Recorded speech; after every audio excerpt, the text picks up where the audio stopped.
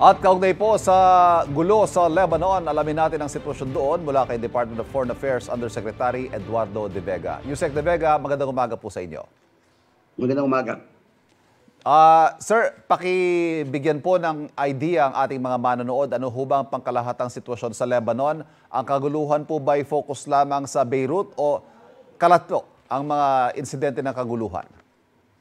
First, ang kaguluhan, hindi po nakafocus sa Beirut, no? Doon lang yan sa southern border with Israel. Kasi yung Israel at Hezbollah, mga militants nasa border yan, palagi silang nagpapadala ng missile kung ano-ano, no? Sa Israel border, tapos yung Israel bumabawi. Doon yung military or violent attacks, no? Yung Beirut mismo, mapayapa. May tension. Sabi ni Ambassador, the situation is tense. Pero yung life in the city is normal. Kaya nga, yung mga kababayan natin, parang karamihan, parang gusto pa maiiwan doon. Alam na nila sanay na sila dyan sa mga ganyan situation sa Middle East. So, gusto ko i-assure mga kamag-anak ng mga OFWs at ibang Filipinos na hindi war zone ang Beirut, no? Pero ganun pa ma'am, we don't want a situation na bigla lang meron ng gera. Parang sa Gaza o sa Sudan. Tapos, ang hirap-hirap na mag-evacuate ng Pilipinos. So, habang pwede pa, we want to repatriate as many as possible. Kaya meron tayong voluntary repatriation. Voluntary lang. Sa ngayon po, ilan na yung nag-signify ng kagustuhan na magpa-repatriate, Yusek?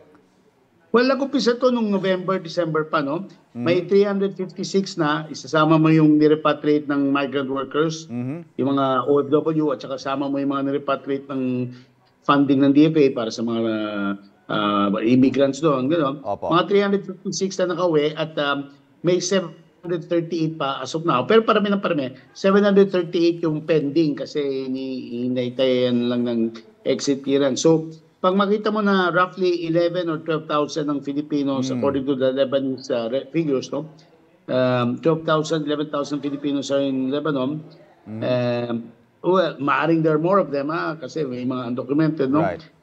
Kung 11 or 12,000, wala pang 10% ang nagpahiwatig, nagsumuwi. At saka karamihan na ito ay mga bagong, either walang papeles or yung mga bagong dating lang, wala pang 2 or 3 years, kaya nababahala sila dahil hindi pa nila kinasanayan itong buhay na may So, Yusek, hindi po natin natitiyak yung exact number, dahil may mga ika ninyo walang papel o mga undocumented. Hindi natitiyak kasi po, palagi tayo, nakapag-repatriate na tayo from Lebanon 2 beses, no? Including 2009 or so. May gera doon. So, ilang libo inuwi na tapos bumabalik. Recently, ang estimates were about 17,000. Pero ang sabi ng Lebanon ngayon, mismo, mga 11.5 or 11 to 12 lang. So, we are using the Filipino community, tsaka yung DFA, tsaka yung MW is using the contacts. Pwede paliwanag ito mamaya ni Secretary Cagbar para matiyak ilan sila. Pero lahat nakukontak. Alam paano kontakin yung embassy at gumamit na itong pagsamantalang itong voluntary repatriation program. At kung sakali, Yusek, may flight naman po. Bukas naman yung mga airports. Wala naman tayo restriction sa pagpapauwi sa kanila. Kung sakali. Bukas at saka, in fact, trickles na umuwi. May umuwi palagi. Every month may umuwi ng few, no? Tapos, kaya nga gusto natin ngayon pa, kasi bukas pa yung airport. Bukas pa yung mga Middle East Airlines, mga European Airlines, hindi na lumilipad ng Lebanon. Kung may gera, nagpaplano na tayong evacuation through the northern ports. So, nangyari na ito noon. So, sana hindi mabot doon, pero may contingency plan yung embahada. Yusek, yung sa Southern Lebanon, gaano po karaming kababayan natin ang naroon? Well, supposedly, sabi ni Ambassador, hindi naman tiyak, but there are trickles.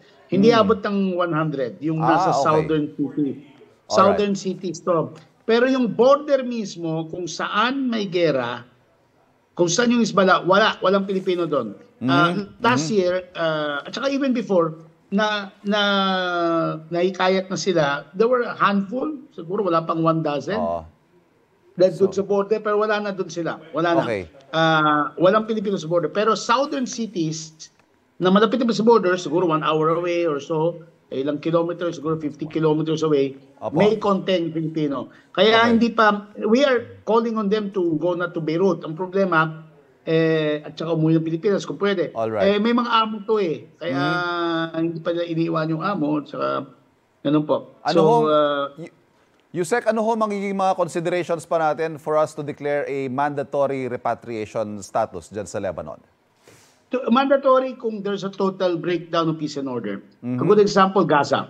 Okay. Gera na Yan. And we're hoping di mabot doon. Pangalawa, kailangan handa na yung mga charter plane, yung mga ships, gano'n. Hindi, hinahanda pa lang natin ngayon. No? Kasi ang sabi nga ni Ambassador Raymond Balatbat, yung team niya, no? Sina Labor Attaché Alex Padayon, kapag mag-announce tayong alert level 4, tapos wala pa 1,000 uwi, then it's a failure, no? At saka ayaw natin mabigay ng alarmist situation kasi normal pa naman yung buhay sa Lebanon. Pero maraming bansa, kasama ng China, India, and Saudi Arabia, and some other countries who are calling on their citizens to leave Alright. Lebanon bago magkagera. Okay. Yusek, maraming salamat po sa update na yan. Patuloy po kami makikibalita sa inyo kaugnay sa sitwasyon dyan sa Lebanon. Nakausap po natin DFA Undersecretary Eduardo De Vega. Kapuso, para laging una ka sa mga balita, bisitahin at mag-subscribe sa GMA Integrated News sa YouTube. Sa mga kapuso abroad, samahan nyo kami sa GMA Pinoy TV at sa www.gmanews.tv.